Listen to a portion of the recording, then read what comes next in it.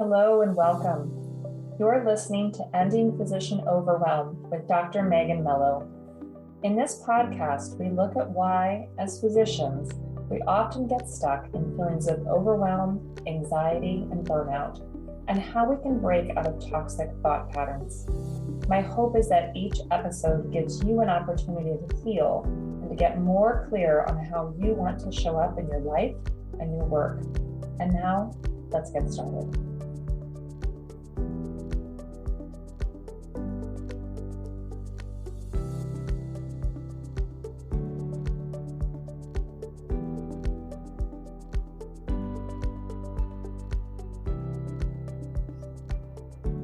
Hello, and welcome to episode 9, On the Front Lines.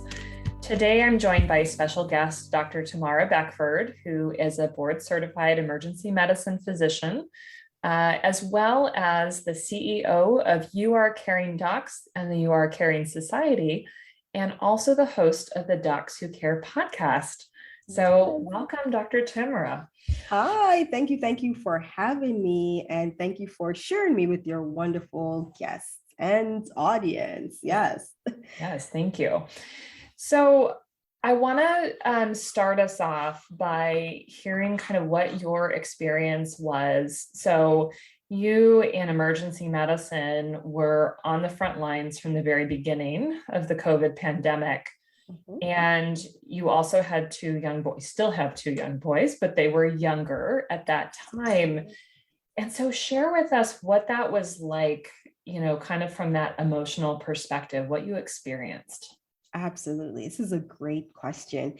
And it really brings me back to the myriad of emotions that over these 2 years that we've been through, right? So going back now to 2020, in order for us to truly understand how and what was going on, we have to take it back to 2019 at around October of 2019. So October of 2019, my youngest son, he was a year old. So he had an upper respiratory infection. And at that time, he had to be hospitalized. So, he made it through. It wasn't super serious. It was more like observation, but he still had to stay overnight, the wheezing, not improving and so on. So after that, we're home and we're now again as a family united and very happy that he's improving in health. And then we're now December in January, and you're hearing about this virus that is spreading, but it's over there, right? Because it's on the other side of the world at this point in time. It's not truly over here. And we're trying to figure out, well, what is this mysterious virus? The only thing that we know is that it's a respiratory virus. So now we've moved on to February. At that point in time, the virus is here in the United States, and there are a lot of unknown about this virus, other than it causes respiratory illness. Now move forward to March, and we're at the shutdown. Right? So the whole country shuts down, except for those who are the essential or the ER workers in the hospital at that time, which was me.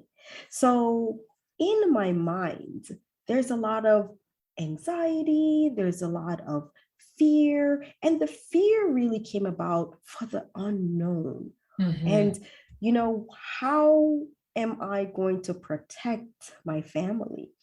At that time, in my household, my 2 kids, and at that point now, my son, youngest, is now 1.5 years, and my other son is 3.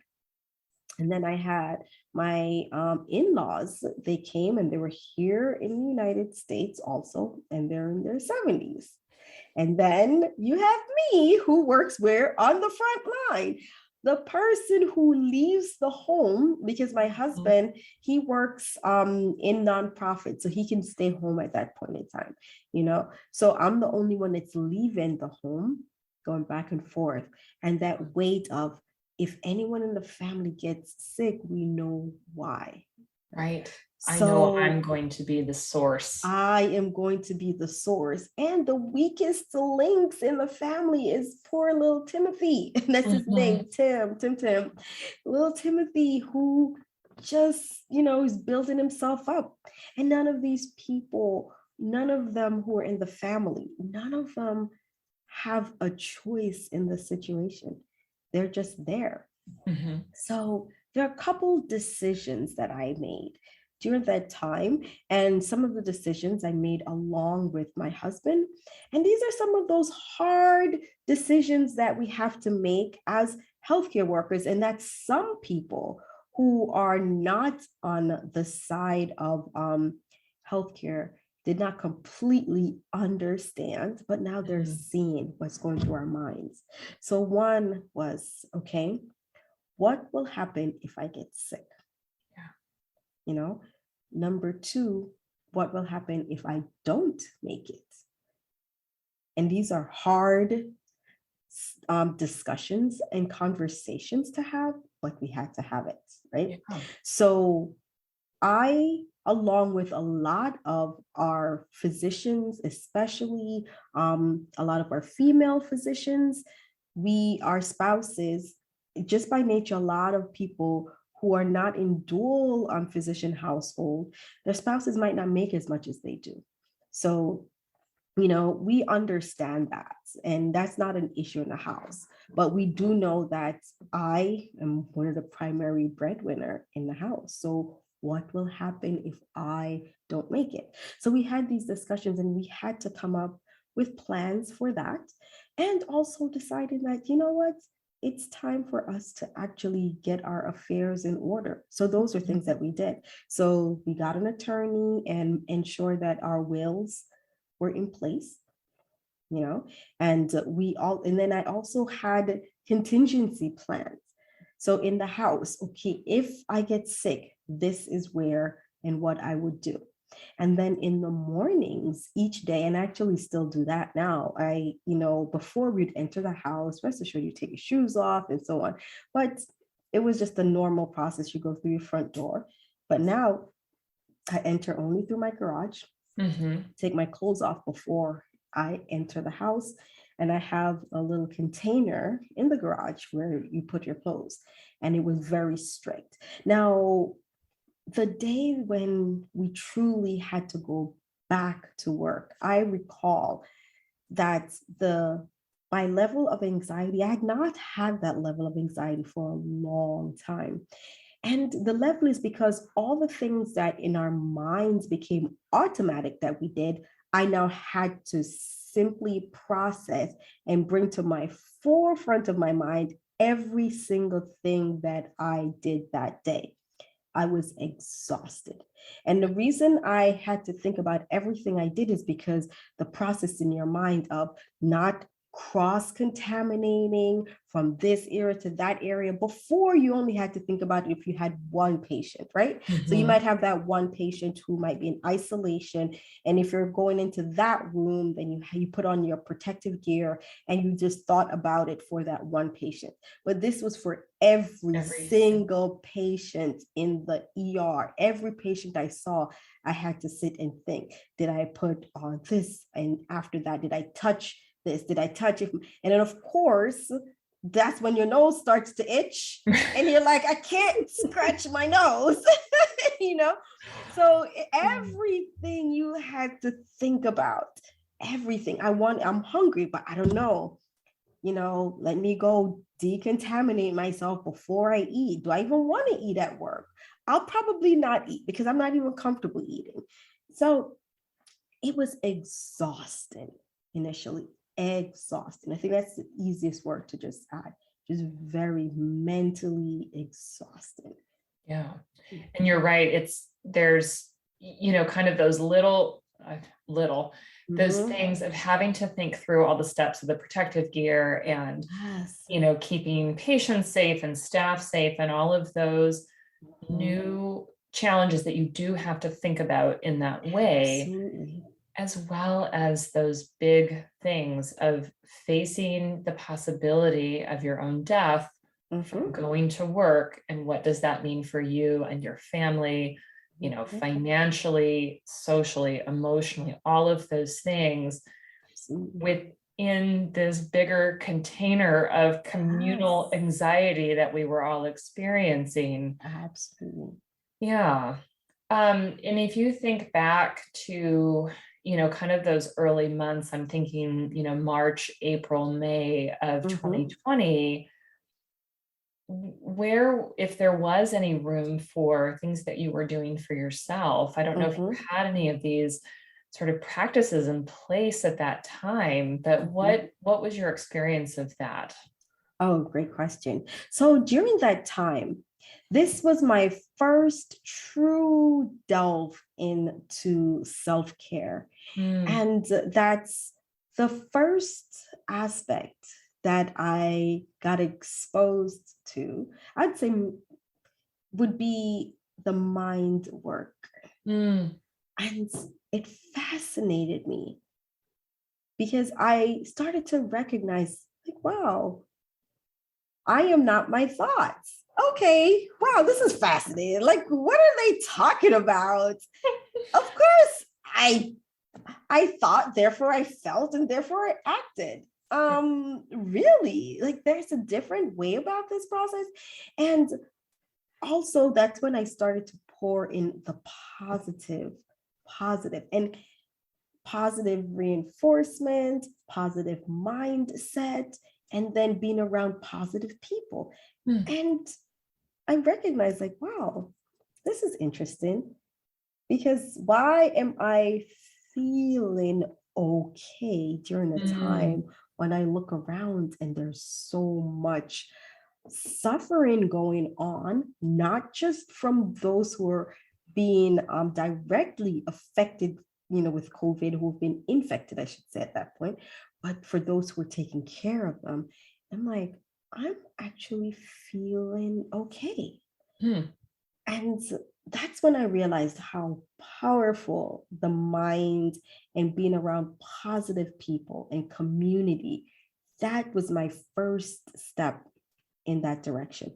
Other than that, I hadn't really, I'm more of an introvert. I'm by myself. I go to work, I come back, and I'm just in my own mind, which is one place to be, but it might not be the best place to be, because you will come up with theories on things that makes no sense, on situations that do not exist, where you are creating this negative space, and then you're thinking that this is how you truly will be, this is how life will be.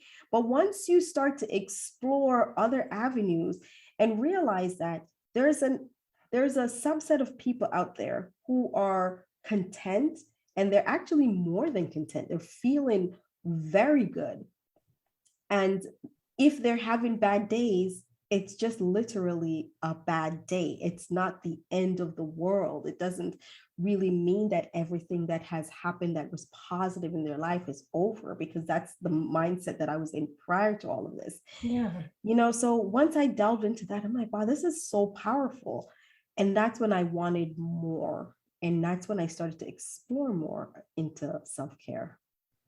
That's great. And I want to come back to something that you said of, this idea of you are not your thoughts. And for those of us who are introverted, where we do spend a lot of time with our own thoughts and we need space to process and think, when you're in negative mindset, negative thought patterns, and, certainly when there's, kind of catastrophic events going on, it's so easy to believe that everything is terrible and horrible and dangerous.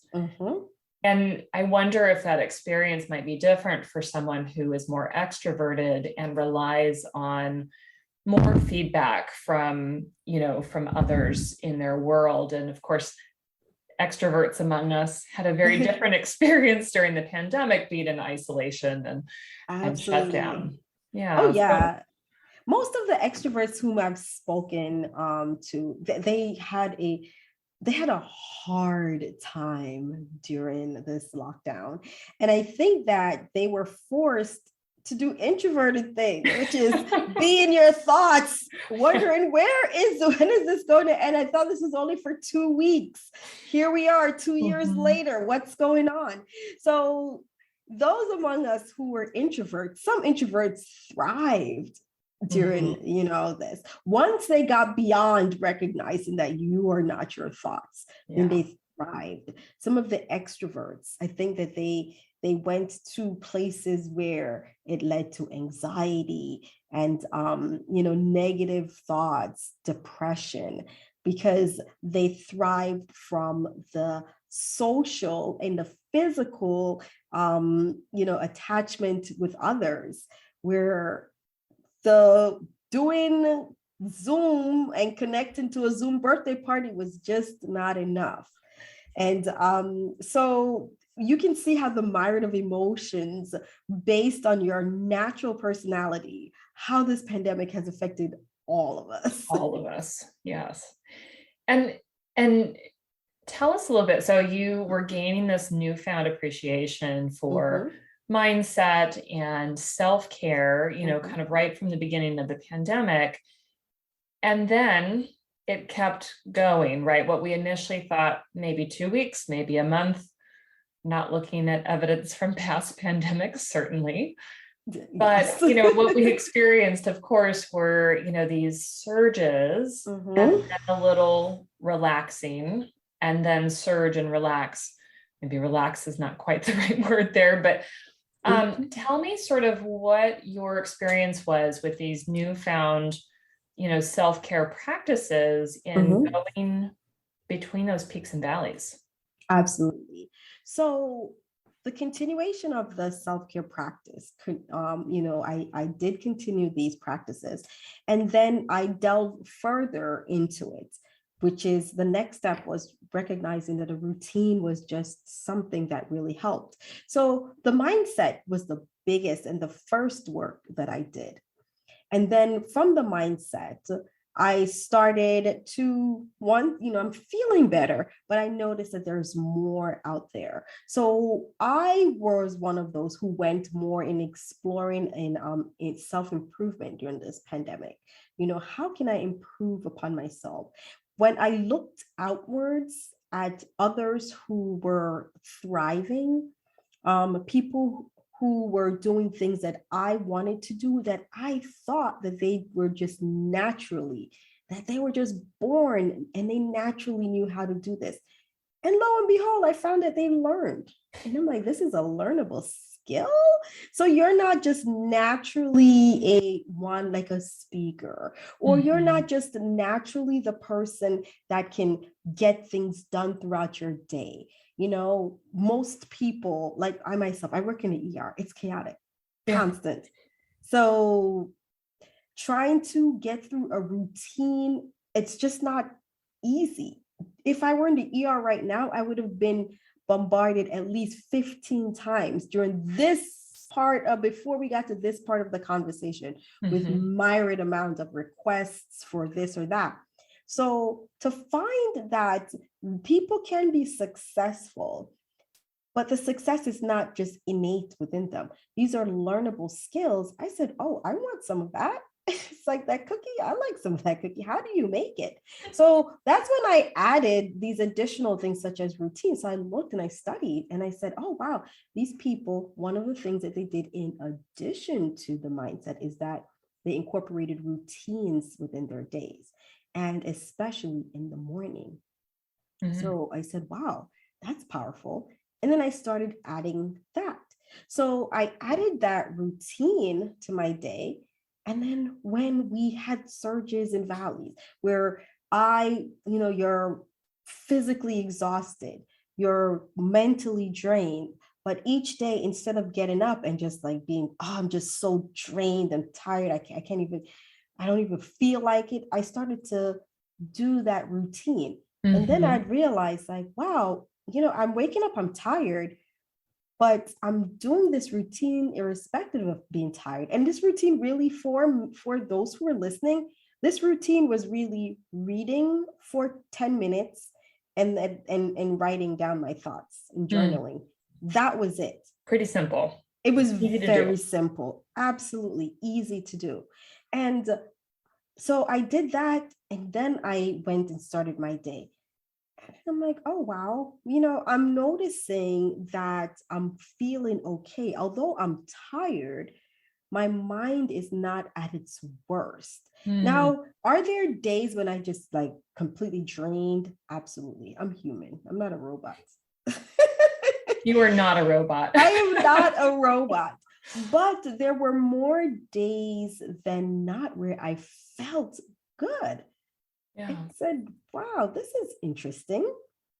And that's when looking back, I recognized that what's got me through some of those peaks and valleys are just those small changes that I made within my life. Because we had 10 years where I felt very dormant, Mm. very, very dormant. And within those 10 years, I mean, life was good if you look from the outside.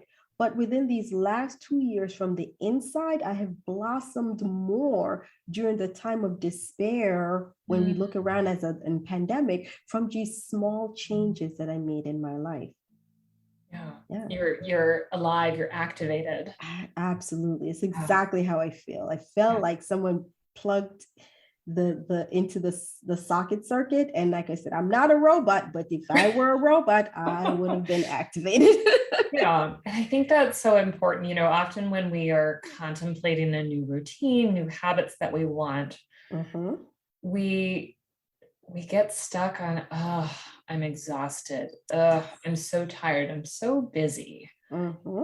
And that often keeps us from getting started, Yes. right? Because we can't imagine adding more to our day. Mm-mm. But as you highlight, this very simple routine, I'm going to guess it didn't make you more tired to spend that maybe 20 minutes on yourself. Mm-hmm. And it added, kind of a standardized positive experience to your day, Absolutely. which is something that's often absent when we are, drowning in burnout and overwhelm and some of these, kind of states of despair that it's easy to Yes. get stuck in. Absolutely. Yeah. Absolutely. Get in state, like, like some of my colleagues, each day they keep refreshing the screen to see how many new cases, how many new cases. And I Right. saw their levels of anxiety just rise and Just go. rise and Yeah. rise and rise.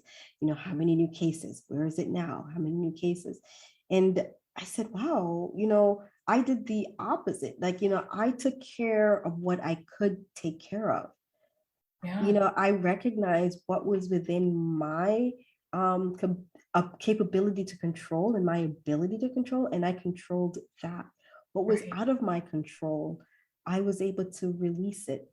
And that led to longevity, and it led to reducing that chance of burnout within me. Yeah.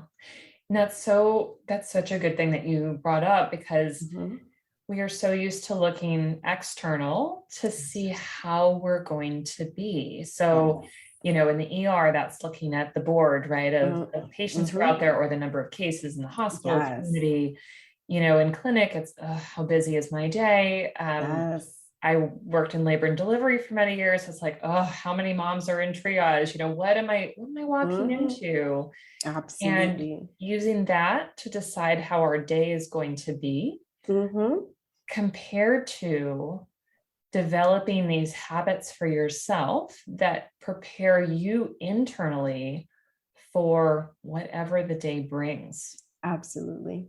right? Because you Absolutely. control Mhm.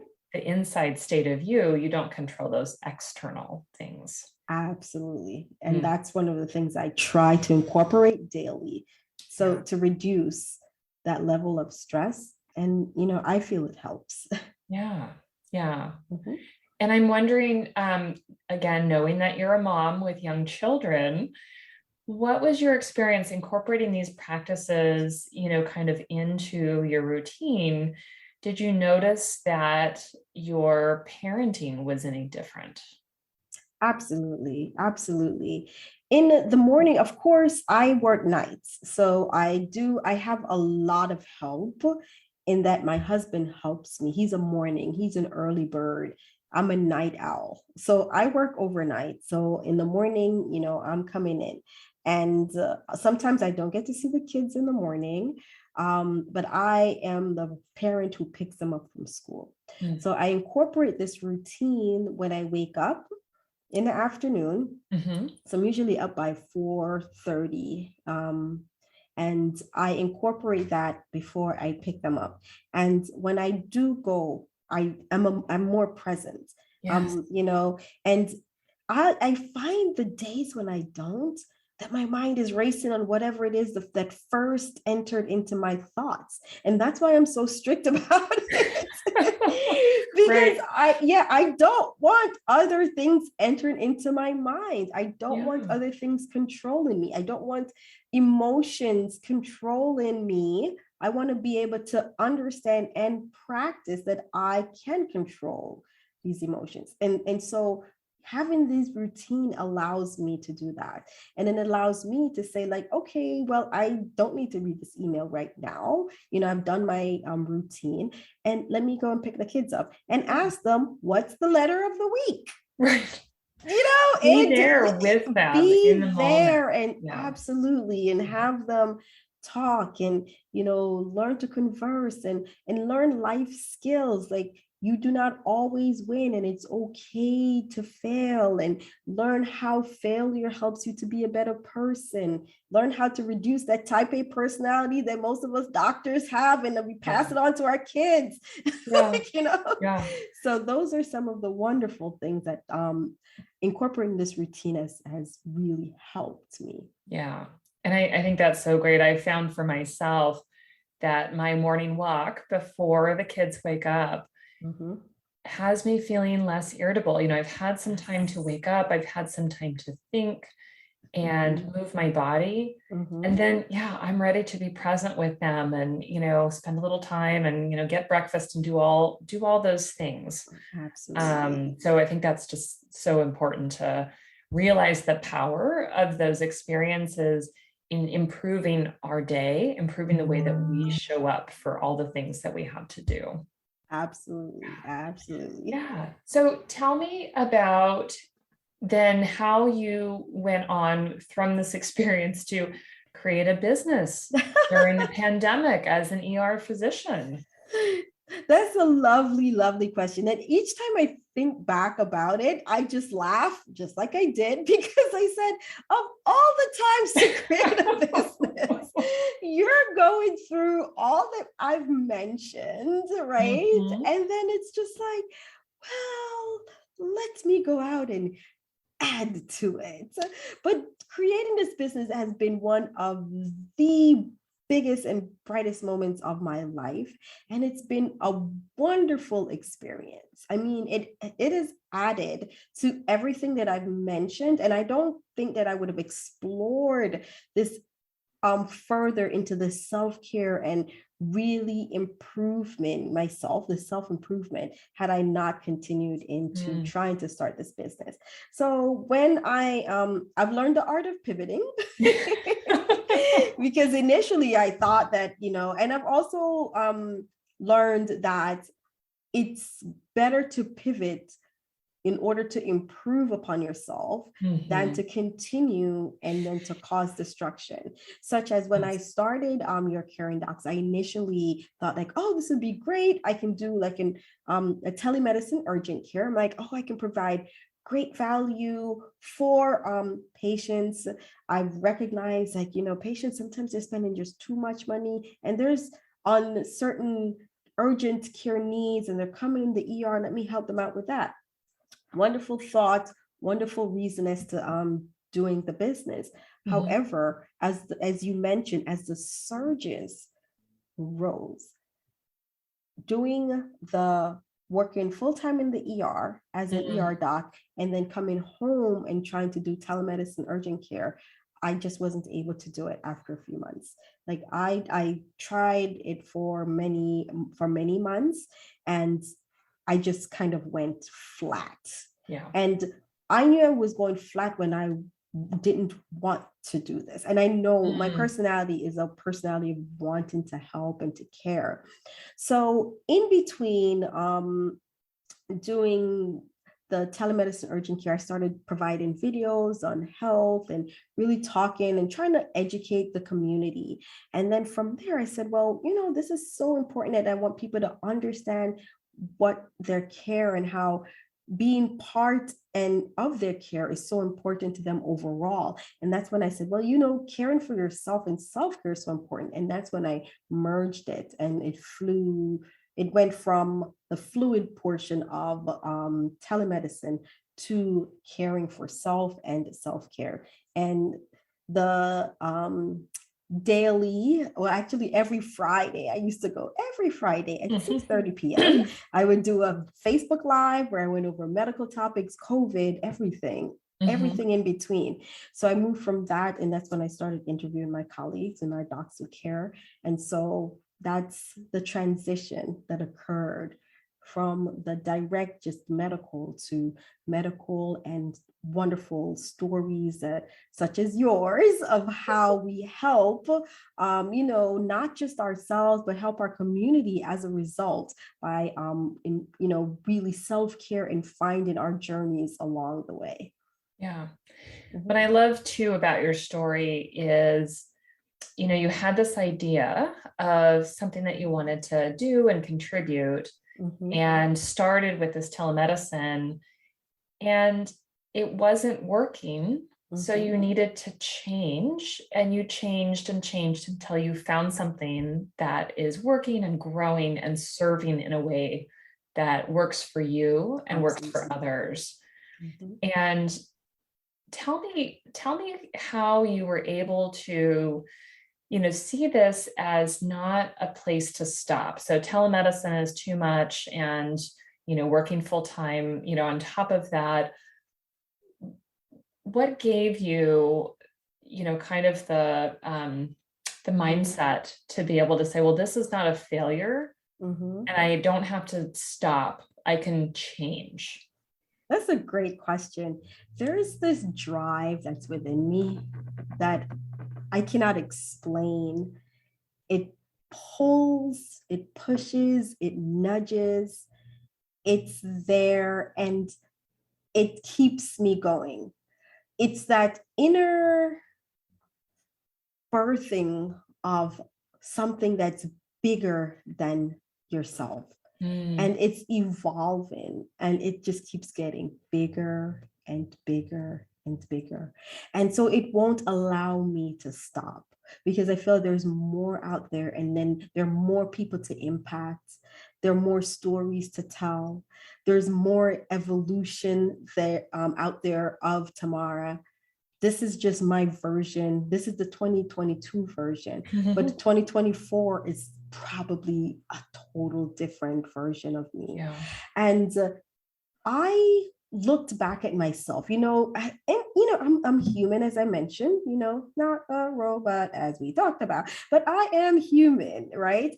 But I've looked at myself from the 2020 version until now, because at times we do need to reflect, because we feel like everything is just so, nothing's working. But when I look at how I've progressed, I'm amazed at what I've done so far. And I'm amazed at what's there to come. Because there's just so much more. Like I said, it's a drive inside of me. And this drive, it doesn't allow me to feel like I'm failing. It allows me to feel like I'm learning. There are times when I feel down that this did not work, but it allows me to feel like I'm learning more than failing.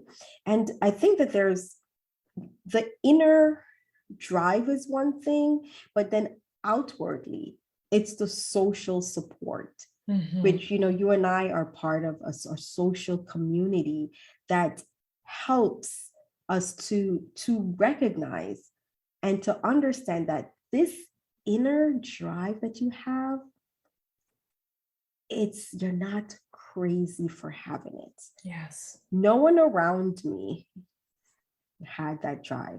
Had I not found the community, I would have felt like I was crazy and said, like, What are you talking about?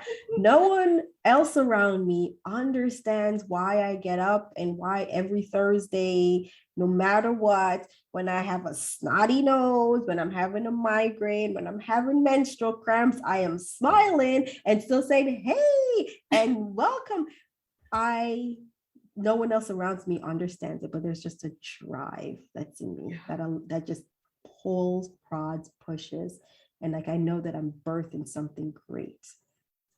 Yeah, I love that. And we'll just give a shout out to Dr. Una and the Entree ND Business School, where we are classmates. Yes. And I think that's also such an important idea of so many of us have come to medicine, you know, with a desire, a dream to serve, and feeling, you know, at some point during our career that there's something more. Absolutely. There's something more inside of us.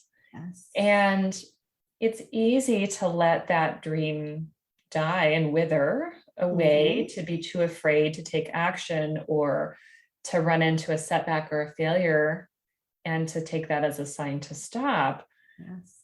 But being able to, you know, connect with others and say, no, I do know there's something more in me and I just need to figure it out. And I'm going to do that in partnership with others is absolutely so powerful. So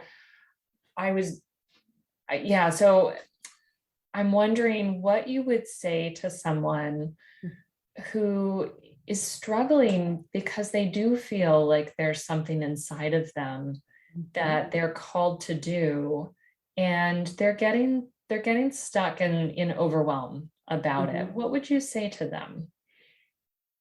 Welcome. Welcome to the process. It is a part of the process.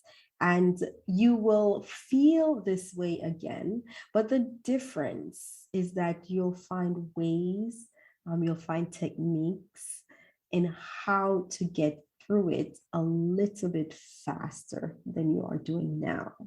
So remember, it is okay to feel the way you're feeling. It's just not okay to stay in that state. Transition and pass through. Think about it as your journey. Get in the car and drive through that state of confusion. Get in the car and drive through that state of overwhelm. Do not stay in the hotel or do not put down roots in that state of overwhelm. Do not dig the foundation in that state. Drive through it and just recognize that it is a part of the entire process, you know, and do not be afraid to ask. A lot of us have driven through that same state. Yes. We recognize the signs, we recognize the road signs, we recognize the roadmap, we recognize the U-turn. We don't want you doing that U-turn back into that state. We want you to get on the highway out of that state. So ask us. There are others out there who've been there. And when we were going through it, we felt as if we were the only one in that state. It is not a state of isolation. It's not a state of despair. It's just a state that you drive through. Yes. Oh, that's so good. I keep thinking about, you know, kind of the culture of medicine and our training, right? We want to avoid embarrassment. We want to avoid failure at all costs. And, you know, we sort of hide out in our shame, you know, feeling like there's something more. If you think about rounding. So true. It's like what better example of hiding out in your shame than in rounding? You know, you prepare for rounding and then you get asked the question that you do not understand. What is the result from that? Oh, shame. Everyone stares at you, even those who don't know the answer. They all stare. And then what is the result? How could you not know? How could you not know? And therefore, what does the shame? You need to go and find out and make sure you know by yourself and make sure you know that by the time, either by the end of the day or tomorrow. And how is it presented to you? not of a, oh, this is a great collective learning experience. It is a, how could you not know? And so that's what we have to break from that mindset. You know, interestingly, today I was talking to my mom and I said the same thing, like medicine and entrepreneurship are so different in its mindset. In medicine, you think things through and you do not take a leap until you're almost 99% sure. In entrepreneurship, you're 40% sure. You go for it. You fail, you're like, ah, okay, just try again. Yeah. Different mindsets. Different mindsets for sure. Different. Well, this has been such a great conversation, and I am sure that my listeners are curious. Tell me where our listeners can find you if they want to learn more information. Absolutely. So I am on all social media handles as Your Caring Docs. That's URCaringDocs. And you can find me on the lovely website, which is yourcaringdocs.com. That's URCaringDocs.com. And you'll find our lovely podcast, which is our Docs Who Care. And like I said, got my lovely Dr. Megan Mello on. So just look for her lovely and beautiful face and click the listen here. You'll be able to hear our wonderful interview that she did with me. And we do have the society, which is our Your Caring Society, to help our busy professional women put their health and wellness first. If you'd like community, if you'd like support in an environment that's trusted, that's there for you, to help to get you to the next state, to get you over your overwhelmed and get you over those negative thoughts and get you surpassing through it and then excelling at goals that you have scheduled in your life, then come and join us there at the Your Caring Society. You can click the link on our website. That is amazing. And I can't imagine a better place to go when you are trying to incorporate those habits than being in society with you. Thank you so much. We'll have a link to all of those in the show notes for our listeners. And thank you so much for joining me. Thank you for having me.